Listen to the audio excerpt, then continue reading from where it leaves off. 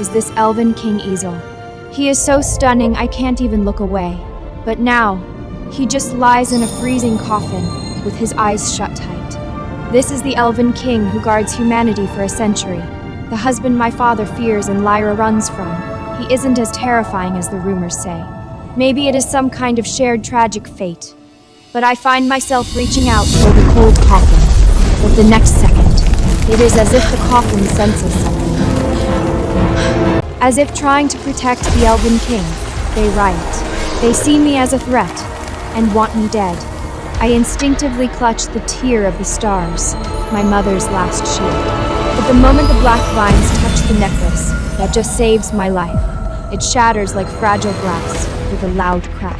My last defense breaks. All I can do is watch the black vines rush at me and wait for death. The sound of blades, piercing flesh, is deafening in the dead silent temple. Thick black vines instantly impale my shoulder and hands. The massive force pins me mid-zan air, right in front of the ice coffin. It hurts so much. That piercing cold goes straight through my wounds into my bones, like it tries to freeze my very soul to death. I bite my lip hard, refusing to let out a single scream. I look down, quietly watching Ezel sleep in his ice coffin. So this is my groom. We've never even met, our first meeting, and we are about to turn into dust together in this freezing tomb. Suddenly, the absurdity of it all just feels hilarious. I force a smile and let out a bitter, crazy laugh. Ezel, my husband, this is our first time meeting, and I'm about to die right in front of you. You don't even know what the wife the human kingdom sent you looks like. It feels like I bleed dry. I know I must look awful right now. I bet back in the royal city, Thorn feels the exact opposite of me. He must be so happy. The black vines seem to sense I am dying. They stop attacking and even let me down. I use my last bit of strength to cling to the edge of the coffin, my body completely giving out. Hey, Ezel. So this is our first meeting. Dying together before we even had a wedding night. Pretty ironic, huh? My vision blurs, and my mind starts slipping away. I feel all my strength drain out of me. I can't hold on anymore. After I leave, the royal city keeps partying like nothing happened. Thorn finally gets his wish, becoming the personal guard to his goddess, Lyra. Just as I think, my leaving is good news for Thorn. It is like he completely forgets about me. I always know I mean nothing to him. Lyra is as fake as ever. She knows the truth, but she still plays the innocent, romantic sweetheart in front of Thorn. Thorn, look how beautiful these flowers are. If only my sister were here. It's such a pity she... So fake. She mentions me, but deep down she is probably thrilled. I'm dead, and Thorn buys every bit of it, even gently comforting her, telling her not to waste tears on her wicked sister. But right in the middle of their sweet little moment, everything goes south. In a crisis like this, Thorn would give everything to protect Lyra. And I am right. He draws his sword instantly, his first reflex being to shield her. If it were me, he probably would protect me too, but only out of duty, never out of love. Lyra! Thorn throws himself forward to take the hit for her, but Lyra, the girl he is trying to save, she literally pushes him right into the blade to save her own skin. Caught off guard by the hard shove, Thorn stumbles forward. The sword meant for Lyra plunges right into his chest as he stares in pure shock. Thorn is willing to die to save Lyra, and Lyra is willing to push him onto a blade to live. Thorn, do you feel it now? What it is like to be stabbed in the back by the one you love most. Flashes of memories cross Thorn's mind. The time I saved him. Does it tear you apart? Does it hurt? Thorn, you should finally see Lyra's true colors now. After all this, do you still think I'm the villain? In the dim side hall, Thorn sits alone in the shadows. He is shirtless, his chest wrapped in layers of bloody bandages. He looks tense, trying to figure out why Lyra is so different from when they were kids. Why would that kind girl push him into a blade to save herself? Just then, the heavy doors open, Lyra walks in quietly, like a startled peacock, carrying a box of expensive herbs. Her eyes are red as she starts pouring out her excuses. Thorn, are you still mad at me? Back there, I was just so terrified. Thorn is shocked by her for a second, but quickly pulls himself together. Thorn, as my guard, it's your job to protect me. Besides, I'm going to be the crown princess of the Northern Winter. I absolutely cannot afford any accidents. I see Thorn's expression finally shift. He realizes the Lyra in front of him isn't the one in his heart. Thorn, I was just thinking of the big picture. If I got hurt, the crown prince would blame us, and our kingdom would be in trouble.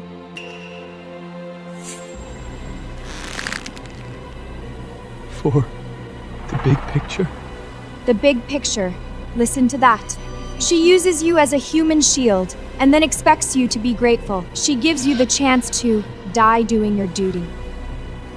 Lyra notices Thorn zoning out, a flash of annoyance crossing her eyes. Then she wanted to use some sweet favors to coax Thorn into a good mood. But Lyra has no idea that this one move makes Thorn realize everything. Does Thorn feel like his world is collapsing now? Staring at Lyra's flawless legs, he must be frantically trying to remember who was the girl that carried him out of hell. 10 years ago, Thorn was only 10 that year, a starving squire. Those noble kids cornered you like an animal. The princess had your back last time. Let's see who's going to save a bastard like you today. Thorn ran into the forbidden grounds, like a stray dog, and fell right into that abandoned dry well. He didn't know it connected to the Abyssal Rift, the royal family's darkest secret. And me, my dear sister Lyra, used my mother's only memento as bait to lure me to that exact well. Sylvia, the necklace you're looking for is right down there.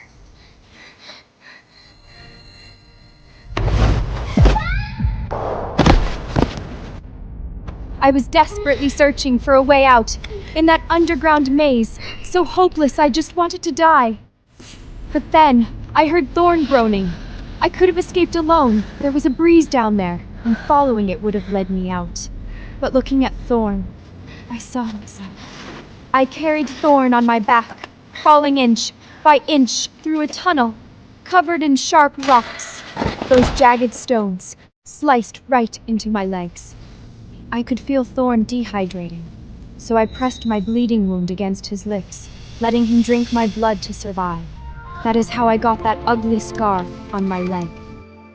Thorn, do you get it now?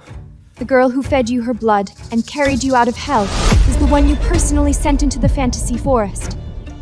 And that sweet little Lyra in your arms is the exact person who pushed us into the... Back then, after I carried Thorn out of the Forbidden Zone, I passed out from exhaustion. I was lying less than 3 meters away from you, too weak to even cry for help. I watched you open your eyes, watched the Sozen called Rescue Team rush in, and I watched you mistake that acting Lyra for your savior. Thank goodness! I finally got you out!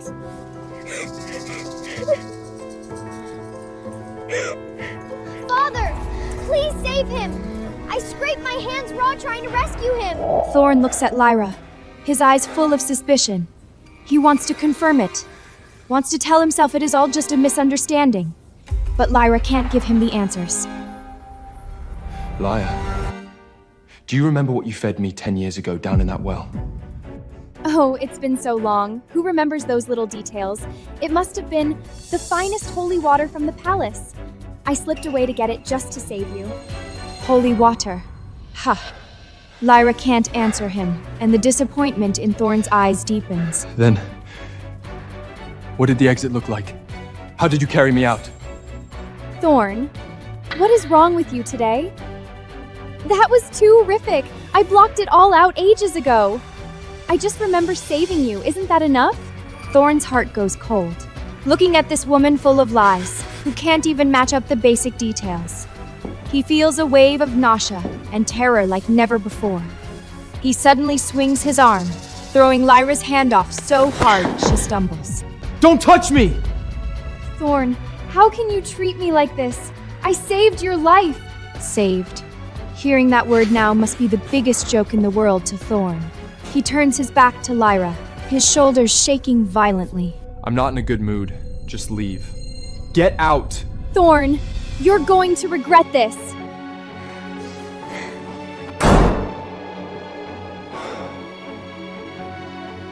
Thorn collapses to his knees, gripping his hair tight. He finally knows the truth, but it is already too late.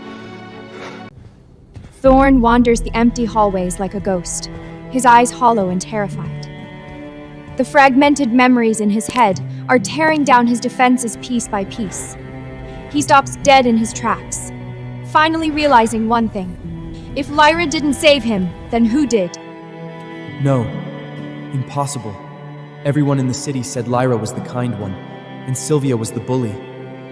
If Lyra was faking it, then who on earth have I been protecting all these years? And who have I been hurting? He can't believe it. He doesn't want to believe that the girl he ignored all this time is actually the one who saved his life.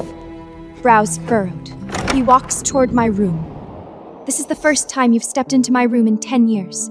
Before, you always stood outside, your eyes full of impatience and disgust. You regret it now, but it is too late. You find my diary. It records my pathetic love for you. Thorn opens it, and as he reads the words, tears well up in his eyes. Thorn yelled at me for Lyra again today. Honestly, I don't blame him at all, as long as he is safe. The scar on my leg is so ugly. I wonder if Thorn will hate it if he ever sees it, even though I got it from saving him back then. He doesn't know anything. He doesn't even know I'm about to marry the Elven King and go die in the fantasy forest. Thorn's hands shake violently as he grips the diary, wrinkling the pages. Then, he crashes to his knees, consumed by regret. Sylvia. No. This can't be real. What have I done to you? Clutching his chest, Thorn reaches out into thin air, like a madman, but he can never reach me again. He cries like a child who has lost his entire world, but I am not there to see it. Lyra, the one who spun this massive lie, is standing in front of the mirror, greedily stroking the necklace from the Northern Crown Prince. She thinks it is her golden ticket to becoming the princess of the Northern Winter, but she has no idea that the Crown Prince she is dying to marry is actually Thorn. That idiot Sylvia has probably been chewed to the bone by monsters by now. Soon enough, the Northern Crown Prince will marry me, and I'll be the most powerful woman on the continent. Too bad Thorn already knows the truth. He isn't going to give her the chance. He storms into Lyra's room with his sword drawn. Lyra thinks Thorn is still her loyal guard dog and yells at him furiously, but Thorn doesn't give a damn what she thinks anymore. He is treating the woman he once loved exactly how he used to treat me. What are you doing? Give it back! The Northern Crown Prince gave that to me. A low-rank like Buzzard doesn't deserve to touch it! Lyra doesn't know that the guard she is screaming at is the very Crown Prince she wants to marry. Thorn kicks her aside, bites his finger, and swears an oath. I swear on my name as the Crown Prince of the Northern Winter. From this day forward, the North severs all ties with the Moonshadow Woodland. Anyone who ever bullied Sylvia will pay the price. Thorn swears to make anyone who hurt me pay, forgetting that the one who hurt me the most is him. Hearing his oath, Lyra is completely stunned. She can't believe her backup plan. Thorn is the husband she has been dreaming of. She regrets it, but Thorn doesn't care about her anymore. He rushes out like a madman, desperate to find me in the fantasy forest. But his chance is long gone.